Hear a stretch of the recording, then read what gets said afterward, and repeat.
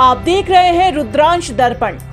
दमोह कांड के बाद भोपाल में स्वास्थ्य विभाग एक्टिव मोड में नजर आया। भोपाल में 4 क्लिनिक को सील कर दिया गया। जिन क्लिनिक को सील किया गया उसमें होशंगाबाद रोड का Tathastu dental clinic, E2 Arera colony का skin smile clinic, cosmoderma skin and hair clinic और E4 स्थिति एस्थेटिक वर्ल्ड शामिल है।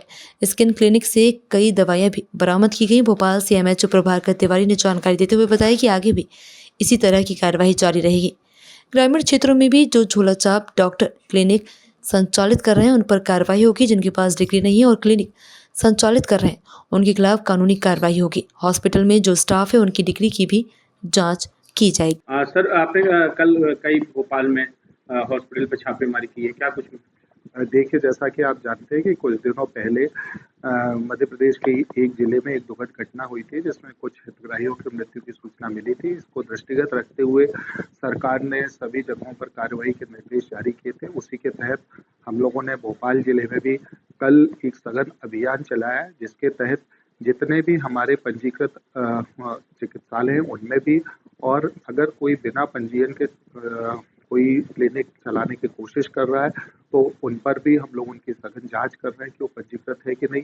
अगर वो अपनी पैथी में पंजीकृत नहीं है या पंजीकृत नहीं है तो हम उनके खिलाफ कार्रवाई कर रहे हैं, जिसमें कि पुलिस कार्रवाई और जो भी विधि सम्मत कार्रवाई है वो भी शामिल है।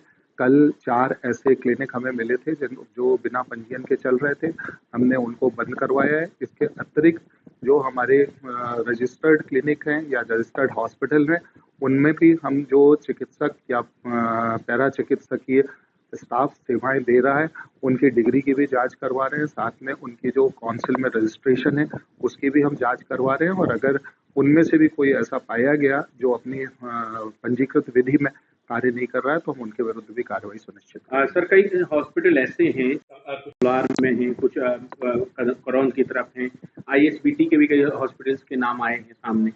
देखिए, जो भी अस्पताल है अभी जो लिस्ट सरकार ने जारी की है उनके पंजीकरण खत्म हो गए हैं और वो अस्पताल बंद हो चुके हैं।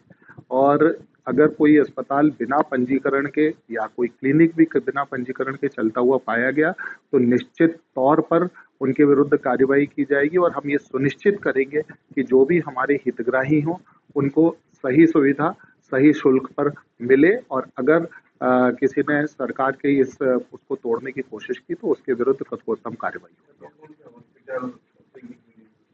कल उसकी लिस्ट हमने प्रेस कॉन्फ्रेंस में जारी की है। कल जो मुख्यतः क्लिनिक बंद हुए हैं उनमें से ऐसे क्लिनिक हैं जो डर्मेटोलॉजी के क्षेत्र में कार्य कर रहे थे पर उनके पास डर्मेटोलॉजी की कोई वैध डिग्री नहीं थी। सर, अभी कुछ हॉस्पिटल ऐसे आप देख रहे हैं रुद्रांश दर्पण।